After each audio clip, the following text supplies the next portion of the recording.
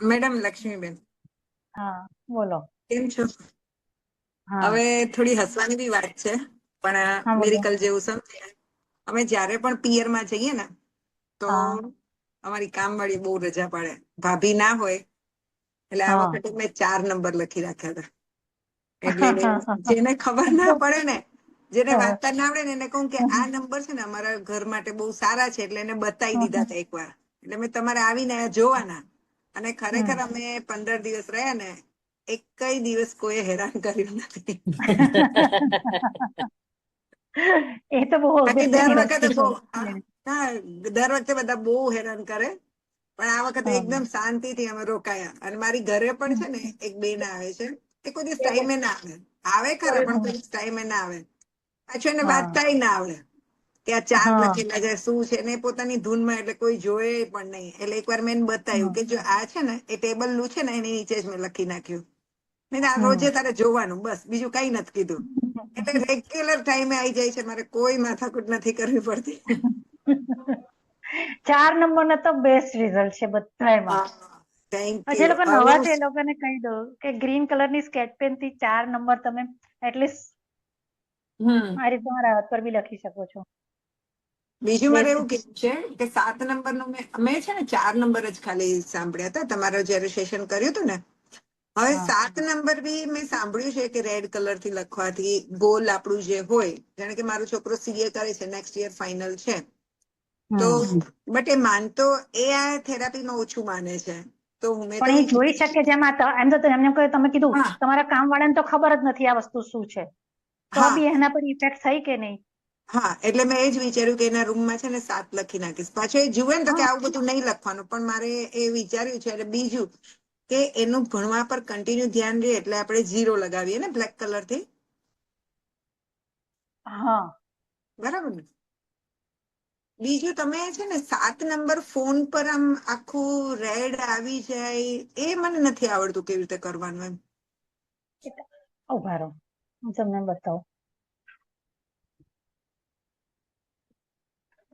એ આપણે ક્લાસમાં જોઈશું કે ક્યાં ક્યાં કરવું. જેમ કે આ અહીંયા આગળ મેં 7 નંબર છે મારા ફોનમાં સ્ક્રીનમાં રાખેલો છે. આમાં તમને દેખાશે કે નહીં જુઓ. પિંક કલર થી લખેલો છે. હા હા હા, બરોબર. તો આ વસ્તુ જે છે એનું હમણાં આપણે ક્લાસમાં એક્સપ્લેનેશન કરીશું. હમણાં ઓકે પહેલા આપણે 2-3 જણના ફીડબેક લઈ લઈએ, પછી ક્લાસ ચાલુ કરી દઈએ. ઓકે બરોબર. ઓકે, ચોક્કસ ચોક્કસ.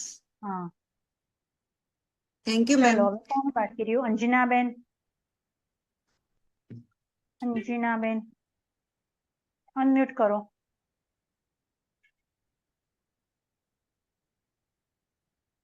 ભાવેશ અને ભાવનાબેન એ પણ અનમ્યુટ કરો. ચલો. Yes ma'am. Good afternoon. Good afternoon. કેમ છો મેડમ? બસ બસ મજામાં.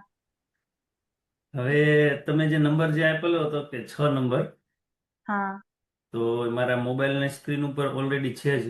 હું કદાચ મારી હા સ્ક્રીન તમને બતાવતો હોય તો હા, હું એક બતાવી જ દઈશ. મિનિટ હું તમને કરું એટલે સ્પોટલાઇટ. હા બતાવો હવે. નથી દેખાતો. હા, થોડું પાછળ લઈ જાઓ. મોબાઈલ થોડો પાછળ લઈ જાઓ.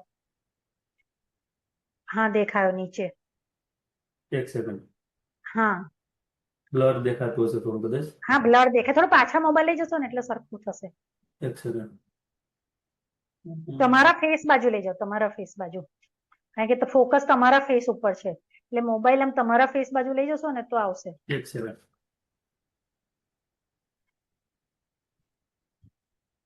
દેખાય છે? હજી થોડો ઉપર લો. હા, આ ગાડી છે ને એની નીચે તમે જોઈ શકો છો 6 નંબર ઓરેન્જ કલર થી. હા, દેખાયો. દેખાવ્યો. ઓકે. પરફેક્ટ. હા મારી પાસે 2 મોબાઈલ છે. બંને મોબાઈલમાં, મારી વાઈફના મોબાઈલમાં, મારા લેપટોપમાં, મારા પીસીમાં અને મારા બેડરૂમમાં, કિચનમાં અને મારું જે હેલ્થ સેન્ટર ચાલે ત્યાં બધી જગ્યાએ મેં શીખ લગાવેલો છે. અને રિઝલ્ટ બહુ સારું છે, મળે છે રિઝલ્ટ બહુ સારું. અને ફ્લેટ માટે જે મેં વાત કરી હતી તમને કે 7 નંબરની, એ મેં હા મંદિરમાં બી લગાવેલો છે 7 નંબર. અને મને અત્યારે બહુ બધી ઇન્ક્વાયરી આવે છે ફ્લેટની બધી. એટલે થઈ જશે બસ ટૂંક સમયમાં, નો પ્રોબ્લેમ. પણ બહુ હા, અમેઝિંગ રિઝલ્ટ મળે છે. Thank you ma'am. વેલકમ. ચલો, હવે અંજનાબેન એક કહી દો, પછી આપણે ચાલુ કરીએ આપણા ક્લાસ. પછી બાકીનું પછી લઈશું. જય શ્રી કૃષ્ણ ભાર્ગવીબેન. જય શ્રી કૃષ્ણ.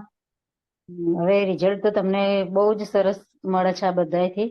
હમણાં વચ્ચે મારા એક જીજાજી બેંગ્લોર ગયા હતા, ત્યાં અચાનક પગમાં મચકોડ આવી ગયો અને બહુ સોજો આવી ગયો હતો. ત્યાં આપણે જે 42 વાળું જે લખીએ છીએ રેડ કલરથી એ લખી દીધું, તો 2 કલાકમાં તો આખો સોજો ઉતરી ગયો અને ઘરે પણ સારી રીતે આવી ગયો.